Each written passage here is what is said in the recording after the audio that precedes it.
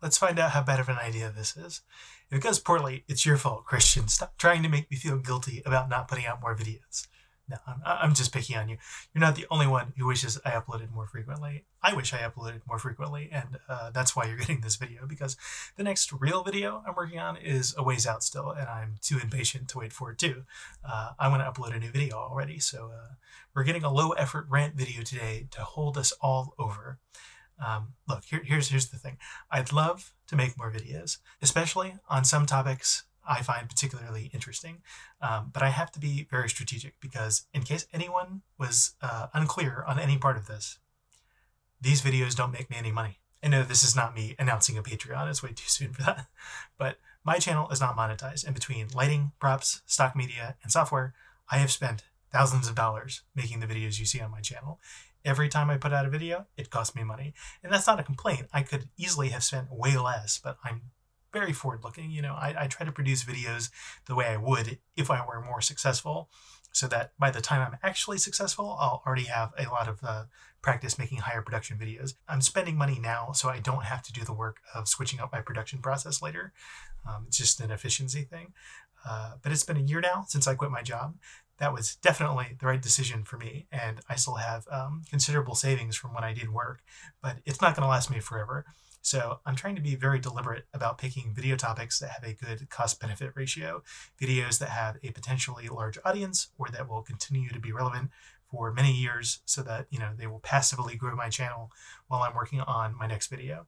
I essentially want to get my channel monetized in as few videos as possible, with the caveat that they're videos I actually want to make and not some, you know, clickbait exploitative trash. I'm continually reevaluating my strategy, but based on pulling actual data from a lot of other channels, it's pretty clear that just putting out as many videos as possible is not a very good strategy. And eventually I'll actually do some videos exclusively about how I think you should run a YouTube channel for those that are interested in that, probably when my channel is bigger and I have more credibility on the topic. But right now I'm pretty confident in telling you that even though people push a lot for frequent uploads or a consistent upload schedule, when you look at the history of real channels, there's just no correspondence between doing that and being successful, except in niche cases. Like if you cover politics, you do need to keep up with the news cycle to be successful, but that kind of strategy doesn't generalize to other kinds of content. So even though my schedule is wide open and I could probably upload at least 3 videos a week if I really wanted to, I think that's just a bad strategy. I think fewer, better videos on topics that have better SEO is going to be more likely to get me to the point where I can make videos as a full-time job. And when I get to that point where I don't have to constantly look at spreadsheets to figure out when I'm going to run out of money, then I will make more videos and I will talk about more obscure and interesting stuff that I really want to talk about and that I think you guys will really like, but that are hard to find through search and would totally flop if I tried to put them out now. Okay, Christian, are you satisfied with that explanation? You know, I have a plan. Please be patient. The script's finished for my next video, but I'm going to try to do a fair bit of animation for it, and it's probably going to take at least a few weeks to get that done. I think it'll be worth it, but yeah, you guys are going to have to wait. And I'll disappoint you by revealing it's not on whatever topic it is that you want me to talk about. Its current title is Voting Systems, Political Parties, and Violence, and it's going to be about exactly that. And so because it's going to be the most explicitly political video I've done so far, whenever I'm working on it, it's pretty much impossible not to think about current events, and that's definitely slowing things down. So I thought, you know, hey, maybe if I give you my half-baked political takes, I'll feel like I've done something to address troubling news items, and I won't be so distracted. We shall see. You know, maybe this is a terrible, terrible idea. More in terms of my mental health. I'm not worried about it hurting my channel too much, you know. You see a lot of content creators be very unwilling to take political stances because they're afraid they'll lose subscribers or whatever. Like, from what I've seen on other channels, though, coming out as, like, conservative or liberal just shifts your audience demographics. It doesn't actually shrink your audience. You know, I suppose some people are more worried about getting mean comments. I'm definitely not, though. So far, I've actually been extremely let down in that regard. You know, I totally got the impression that by starting a YouTube channel, I was just going to get, you know, like an endless barrage of insults and misrepresentations from like trolls and idiots. And so far, that just hasn't materialized. Just lots of nice things people say. So if this is the video that finally gets me some of that, you know, then I'll have some laughs to look forward to when I check on my channel. Most of what I'm going to talk about now for the remainder of the video is directed specifically to my fellow Americans living in the United States, although I will touch on some general political theory as well. So if it wasn't painfully obvious, I'm historically not a politically active person, but in terms of temperament, I'm undoubtedly a bleeding heart liberal. I don't think that should be a surprise to anyone, but I wouldn't be surprised if it was. Certainly, I've looked at other people's expressed views and behaviors and then been very surprised that their stated political identity didn't seem to line up with that. You know, people can be strange sometimes, and I'm a bit heterodox myself. I'm liberal in temperament, which means if you give me a scenario and ask for a policy prescription, by default, my brain's going to think of something that sounds like a liberal policy. However, if I actually research a problem, I'll often come to a different conclusion. Usually it's some weird position no one agrees with, though sometimes it looks like the conservative position. So some of my takes would definitely get me a lot of criticism from leftists, and those I'll probably be keeping to myself. But yeah, I'm a lib, but a very ideologically impure lib. You know, based on the standard political quizzes, I'm most similar to Bernie Sanders. I'd be classified as a democratic socialist, though that's a bit misleading for a number of reasons, not the least of which is that I don't vote, or at least historically I don't vote. In 2020, I voted for Sanders to be the nominee and for Biden in the general. No points for guessing why. But before 2020, I never voted, and I was not even registered to vote because I did not think it was important. And I actually stand by that. I don't think it was important for me to have voted before 2020. This is my way of saving myself from the wrath of any conservatives watching. You know, who do you hate? Obama? The Clintons? Well, guess what? I didn't vote for them. You think I have a hate boner for George Bush? Not really. You think I would have thrown a tantrum if Romney or McCain had won? Nope. Would not have cared at all. You think I was chanting "not my president" in the streets when Trump was elected? That was not the case. Donald Trump definitely concerned me more than any other politician I had seen up through 2016. But I always knew he had a real shot and was not surprised when he won. I was always willing to give him the benefit of the doubt. And on paper, I'd say his policies were mostly standard Republican policies. And some things he did, like the creation of a separate space force, I actually kind of liked. So those are my nihilist credentials on full display. I think I'm perfectly capable of being a relatively fair and dispassionate observer despite my liberal personality, which is exactly why I'm so concerned these days. I'm concerned about how concerned I am. Being how little I typically care, it's kind of disturbing how much I care at the moment. See, I don't think that government does much of anything, and I mean to do an entire video on this eventually, but my theory of government amounts to, you know, it just being this thing that holds a monopoly on the use of violence within a geographic region.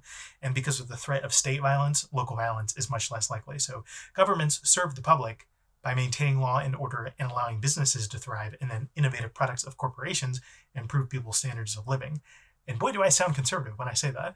You know, so just because I have lefty instincts does not mean that I think an ideal government is one that implements only the most left-wing policies. No, the way I end up as a democratic socialist in an online quiz is basically because I answer half the questions with a libertarian answer and half with a socialist answer. For most things, I prefer people to be left alone to do what they want, hence libertarian. But for some issues affecting nearly everyone, like healthcare access and environmental protection, I think corporate incentives are entirely miscalibrated, and that not having a central monopoly governing those things is just terribly inefficient to the point of total ineffectiveness, and that this justifies strong government nanny state regulation, hence socialist. And even though libertarian socialist might sound like an oxymoron, apparently in practice that just makes me a democratic socialist who never votes. And I don't vote because it doesn't matter. I believe any democratic government is basically structurally incapable of implementing effective policies to directly improve people's lives. It occasionally happens by accident, but it's not what I expect based on theoretical models. So I don't care who the president is. I don't care what party has control of the Senate. I just don't care. It doesn't matter. Except for recently. Recently, it does matter because one party is playing fast and loose with the concept of democracy, much more so than the other. And now I feel morally compelled to vote for Democrats in every single race until I'm satisfied the U.S. government is not in danger of imminent collapse. Not because I like Democrats or their policies, and not because I hate conservatives and their policies, but because I don't want another civil war. That would be super inconvenient for me. You know, the magic of a democratic government is that while it doesn't actually do anything except maintain the peace, The promise of being able to change things through legislation appeases the citizenry. The ability to change things through laws is completely illusory, not real. In the United States, we know from numerous studies there's statistically no correlation with what people are polled as wanting and what the government actually delivers. None. The important thing is that a lot of people believe that there is. People believe that voting for particular candidates or a particular party is going to get laws passed to help them. And that means we don't have to settle things the old-fashioned way by battling it out in the streets. When people lose faith in changing things through legal means, that's when violent revolutions take place. And those suck and should be avoided at all costs. Revolutions just install a new government that's just as bad as the old one. All the problems remain unsolved, and the only difference is a lot of people get killed for no reason. And it really will be for no reason. I strongly disagree with the Mark Twain position that, the truth is not hard to kill. No, Mark, the truth is impossible to kill. Getting people to ignore the truth is what's easy. But no matter how much you believe that it's a hoax, the virus is still going to kill you. No matter how much you believe that gun in your house is going to protect your family, your son's still twice as likely to kill himself after his girlfriend leaves him as if it weren't there. Ignorance of the truth is common and easy to encourage, but it's not sustainable. And so in the limit, society must necessarily progress despite temporary setbacks. If SCOTUS wants to instate theocracy and all the libs get sent to the gas chambers, then slowly but surely the dumbest people in society are going to use their newfound freedom to remove themselves from the world of the living until the only people left start thinking, maybe they should try something different that happens to look exactly like the policies of the old world liberals. The current political landscape is not an accident. It's a direct product of predictable forces that ensure that if our current system gets torn down, it will slowly revert back to exactly the way it was. A violent revolution is a pointless waste of time. If you want to change things, you have to change people's minds. There's no substitute for that. I sure hope everyone agrees on that. I know there's a lot of talk currently about the January 6th committee hearings and the Supreme Court rulings. And honestly, I don't know if I have anything specific to say that's interesting. To me, the depressing thing is not really any of the specific facts or decisions. It's more people's dumb responses to them.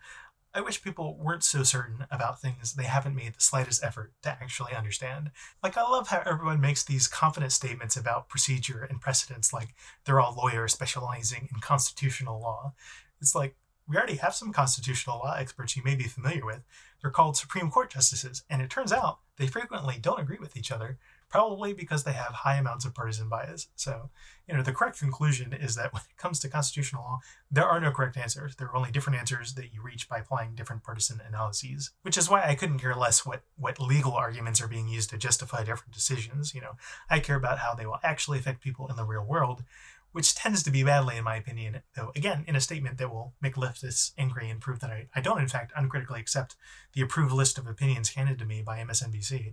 I'm not sure the ruling on the New York firearm law was that bad. It does seem like there was a lot of corruption going on where people could be denied carry permits because they didn't have the right political connections or they failed to bribe the correct police officers. So I don't know. But SCOTUS and the hearings are something of a sideshow. The main event is the upcoming election cycle, and that's what I want to get on a soapbox about, so strap in, I guess. I need to exercise the demons of political activism from my mind so I can move on with my life. Donald Trump lost the 2020 election. He attempted to lead a coup to retain power. Conservatives don't believe this, and so Republican officials who want to be reelected have to cover for him. But I have no doubt that Republican politicians are desperate to be rid of him. Mitch McConnell and his fellow travelers are on their knees every night praying to God that Trump will have a stroke, decide to exile himself, or be indicted so they can be free of him without having to suffer any political consequences themselves. The best case scenario for them is Trump being locked up on criminal charges. See, because then they can run on fighting the evil Democrats and the deep state that conspired to subvert democracy when they rigged the vote against Trump in favor of Biden, right? They can put out DeSantis and be free of Trump, but they don't have to change their messaging at all, and they'll surely win with that strategy in a landslide. But I doubt that that's going to happen because Democrats are feckless. They are controlled by Pelosi, Biden, and the other mummies being kept alive by their Faustian bargains. Their playbook is to be as milquetoast and do nothing as possible. And honestly, that might be the correct strategy for them.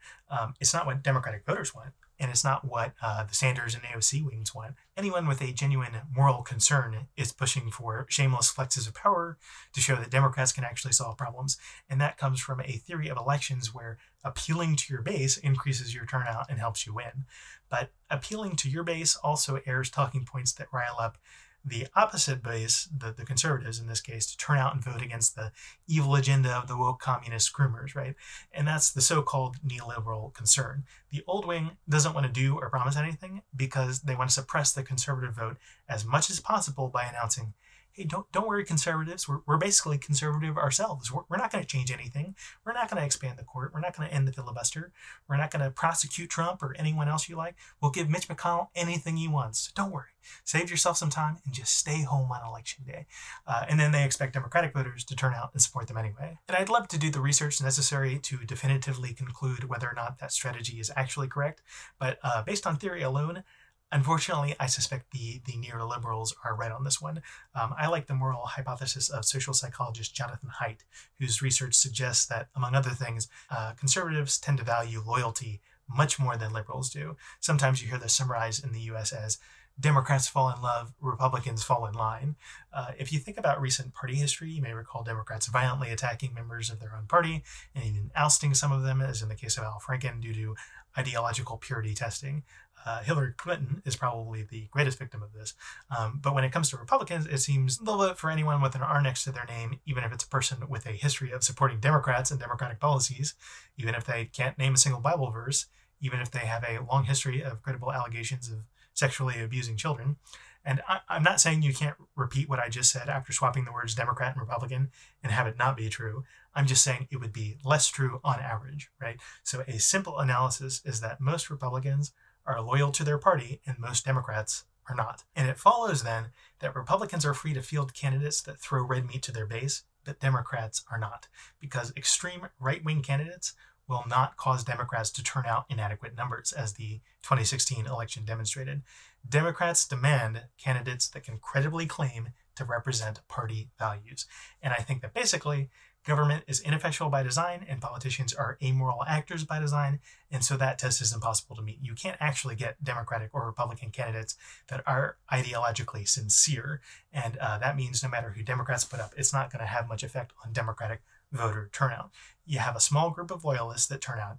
The rest stay home unless you have an Obama type who lies well enough to woo the romantics. And that being the case, the way you win as a Democratic candidate is not to try and turn out your base, it's by suppressing the Republican voters as much as possible by being more conservative than the Republican candidate. And I'm laying this out for the benefit of the disappointed liberals in my audience. I want you to understand what the situation is. I think it's actually really important for you to vote for Democrats in the midterms in November and for president in 2024. This is a nihilist saying this. Unless something happens to take Trump out of the equation before 2024, Republicans have to be obstructed at all costs, because the only way they'll survive in Trump world is by doing what Trump wants and destroying democracy. And from anyone else, I'd write that off as hyperbole. But again, I say this as a cynical, nihilistic, and apathetic non-participant in politics. If Biden says democracy is in danger, that's because his polling data told him that saying that would increase his chance of winning Pennsylvania by 0.5% or whatever. If Rachel Maddow says that, she's trying to keep up her viewership numbers. When I say democracy is in danger, it's because that's what I actually believe. I'm literally making plans. You know, I have my contingency plans to handle different scenarios within the upcoming fascist dictatorship I might have to live through if enough people don't get off their ass and vote. Like for God's sake, if you're a U.S. citizen, you have to vote for Democrats. They're evil, they're insincere, they're greedy, they're certifiably insane, and they won't do a damn thing to help you. But until Donald Trump takes his last breath, you have to vote for the Democrats anyway. You got to swallow that razor blade and wash it down with Drano, because the alternative is worse. If you're against violence, you have to get your hands dirty and do the minimally violent thing of self-harming by voting for whatever soulless, impotent Democrats happen to run in your state. When the former guy is dead and buried, you can have your principles back. You know, I just saw people complaining about Democrats not certifying a Green Party candidate's petition to be on a ballot, even though they had no right to do that. See, this is one of the things that'll make leftists mad at me. They did the right thing, guys. You know, those CGP Grey videos on voting are based on outdated theory and faulty reasoning. That's a lot of what my next video is about. More parties will not fix things. Different voting systems will not get us more parties. A Green Party candidate is just going to be a spoiler on the Democratic candidate, and we can't afford Democrats to lose. Is the Green candidate more moral and policy focused than the Democratic candidate? Yep, 10 times out of 10. That's not the point. I'm not interested in a deontological approach to politics right now. It's rumored that SCOTUS may soon rule that state legislators have exclusive control over state elections, meaning that a Republican-controlled state could literally just pass a law that says the only legal party in the state is the Republican Party, and therefore all election candidates must be Republican. And in the national presidential election, the state electors must vote for the Republican nominee, regardless of the votes of the state's residents. And those decisions could not be argued in court, and they'd be impossible to reverse. Do you see what I'm saying? Like, you've got Democrats being concerned about only having two parties, while we may soon be down to one party. I just need every Democratic voter to take all their morals and policy preferences and put them directly in the garbage for me. If Hitler shows up on the ballot with the D next to his name, vote for him. I don't know how to be any more clear than that. Things are bad now, and they will get much, much worse before they get better. But that's nothing compared to what you can expect from another round of Trump-led Republicans with legislative majorities. At this point, a good outcome is not possible. The only possible outcomes I can see in the next 20 years or so are all absolutely terrible and heartbreaking. There's really nothing to do but staunch the bleeding and spend the rest of our lives slowly inching back to sanity so people 3 generations from now might have something like a good outcome to look forward to. Some liberals are clearly in denial about that and need to snap out of it. Oh, and by the way, when I say vote for Democrats, I mean vote for Democrats, not canvass for Democrats, not donate money to Democrats. I don't think Democrats deserve your time, and they definitely don't deserve your money, and I have no faith that they would spend it well anyway. So please give them your vote, but nothing else. They're completely incompetent. Vote in the midterms, vote in the general. Register to vote if you haven't. Bonus points if you register as a Democrat and vote in your state primary or caucus in favor of female candidates or else the youngest candidates for reasons I'll explain in my next video. See you then.